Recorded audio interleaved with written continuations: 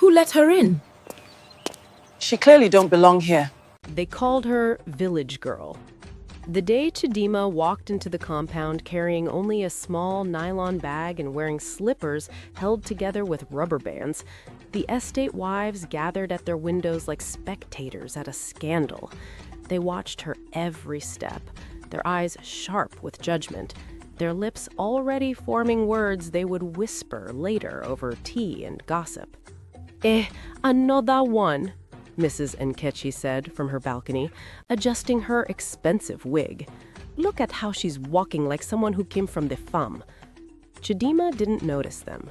Or maybe she did, but she had learned long ago that some people's opinions were background noise, loud but meaningless. She climbed the stairs to the boys' quarters slowly, her breathing steady, her face calm. She had come to work as a housemaid for Mrs. Adaeze, the woman who lived in flat 7B, and she planned to do her job quietly and save every kobo she could.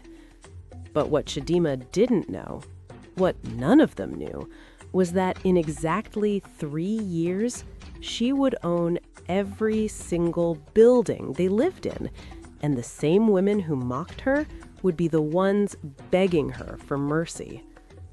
Before we continue this powerful story, please take a moment to subscribe to this channel.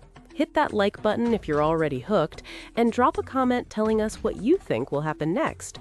Your support keeps these stories alive. Now, let's dive back in.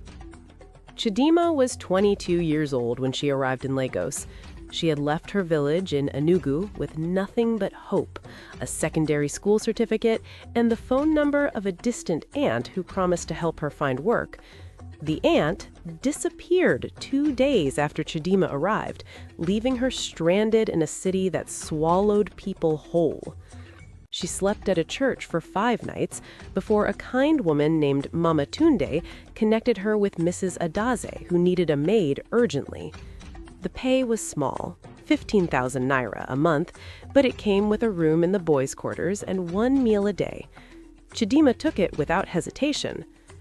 The estate was called Golden Heights. It sat in Lekki Phase 1, surrounded by high walls and electric gates. The residents were bankers, oil workers, businesswomen, and their well-fed children who attended international schools and spoke English with foreign accents. To Chidinma, she was invisible. Just another village girl who would sweep their floors, wash their clothes, and disappear into the background of their perfect lives. Mrs. Adaeze was not cruel, but she was cold. She gave instructions once and expected them to be followed without question. She didn't ask Chidinma about her family, her dreams, or her name beyond, "Girl, come here." Chidinma learned quickly to keep her head down and her thoughts to herself. But the other estate wives were different. They didn't just ignore Chidinma, they made sure she felt small. One afternoon, Chidinma was hanging clothes on the line when Mrs. Nkechi walked past with her friends. They were dressed in matching Ankara, their heels clicking against the pavement like tiny hammers. This one's Sif," Mrs. Nkechi said, loudly, pointing at Chidinma without looking at her. "See how she's dressing like someone from 1980. Village girl complete." Her friends laughed. One of them, Mrs. Blessing, added, "But why won't she dress like that? You think she knows what Zara is?" They walked away, their laughter trailing behind them like smoke. Chidinma didn't respond. She finished hanging the clothes, wiped her hands on her wrapper, and went inside. That night, she cried quietly in her small room, but her tears had dried by morning, and her resolve had hardened. If they wanted to see her as nothing, she would let them, but she would never forget. Weeks turned into months. Chidinma slapped silently, saving every naira she didn't spend. She ate the smallest portions, wore the same 3 outfits, and never asked for anything. Mrs. Adaeze noticed her discipline and began giving her extra tasks: ironing, cooking, even running errands outside the estate. Chidinma did everything without complaint. One day, while cleaning Mrs. Adaze's study, Chidinma found a book lying on the desk. It was titled Think and Grow Rich. She had never seen a book like that before. She picked it up carefully, her fingers trembling slightly, and read the first page. Something inside her shifted. She began borrowing books from Mrs. Adaze's shelf whenever she could.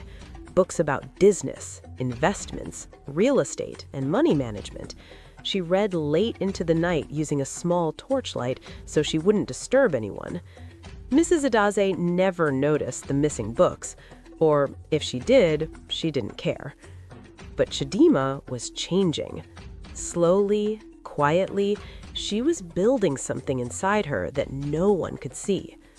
One evening, she overheard Mrs. Nkechi and Mrs. Blessing talking by the gate. "This estate is too expensive now," Mrs. Nkechi complained. "The landlord wants to increase rent again, greedy man." "Who is the landlord, Seth?" Mrs. Blessing asked. "Some old man in Abuja. He doesn't even come here, just collects money and disappears." Chidinma filed that information in her mind. 2 years passed. Chidinma's savings grew slowly but surely. She had opened a bank account and began learning about mobile apps, online transfers, and how to track her money. She also started a small side business, buying provisions in bulk from the market and reselling them to other maids in the estate at a tiny profit. It wasn't much, but it was hers. The estate wives still mocked her. They called her that village girl, or the one with old slippers. They never called her by her name because they never asked what it was. But Chidinma had stopped caring. She had a plan now, and plans don't need applause.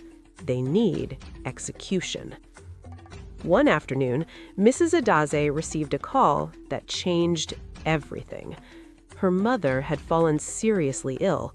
She needed to travel to Owerri immediately and stay there for at least 3 months. "Chidinma," she called, her voice tight with worry. "I'm leaving tomorrow. You will stay here and take care of the house. Don't let anything spoil." Chidinma nodded. "Yes, ma." Mrs. Adaeze left the next morning, and for the first time in 2 years, Chidinma had time to herself. She used it wisely. She began reaching out to contacts she had made, market women, provision sellers, small business owners. She offered to help them move their goods, package them, and deliver to estates like hers. She charged a small fee and reinvested every naira. Within 6 months, her small hustle had grown. She was now coordinating bulk deliveries to 3 different estates. Her phone buzzed with orders. She worked from 5 a.m. to midnight, but she didn't complain. She was building. Then one day, she got a message from an old contact, a man named Mr. Emeka, who worked in real estate. He told her that the owner of Golden Heights estate was selling. The old man in Abuja had died, and his children wanted to cash out quickly. "They're selling the entire estate?" Chidinma asked, her heart pounding. "Yes, all 12 buildings, but they want fast payment, no time wasters." Chidinma asked the price. When he told her, she almost fainted. It was far beyond what she had, but something inside her refused to give up. She spent the next 2 weeks working like a woman possessed.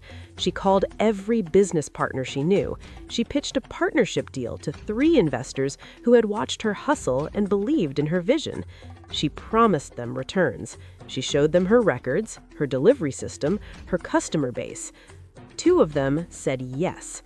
Within a month, Chidinma had raised enough for the deposit. She met the family, presented her offer, and signed the papers. The estate was hers. Not just one flat, not just one building, but all 12. She didn't tell anyone. Not yet. Mrs. Adaeze returned 3 months later. She found Chidinma still working quietly, still living in the boys' quarters, still wearing the same clothes. "Thank you for taking care of everything," Mrs. Adaeze said, handing her an envelope with her salary. "You're a good girl." Chidinma smiled softly. "Thank you, Ma." The next morning, a black SUV pulled into the estate. A man in a suit stepped out, carrying a briefcase and a stack of documents. He walked straight to the estate manager's office. Within an hour, notices were pasted on every building. New ownership notice, effective immediately. All tenants to report to management. The estate erupted in confusion. Who bought the place? Was rent going up? Were they being evicted? Mrs. Nkechi was furious. She stormed to the manager's office with Mrs. Blessing and 3 other wives. "What is this nonsense?" she demanded. "Who is this new owner?" The manager looked up calmly. "She'll be here soon." "She?" Mrs. Blessing gasped. "A woman bought this whole estate?" Before the manager could reply, the door opened. Chidinma walked in. She was wearing a simple navy dress, her hair neatly packed, her face calm. She carried a folder in one hand.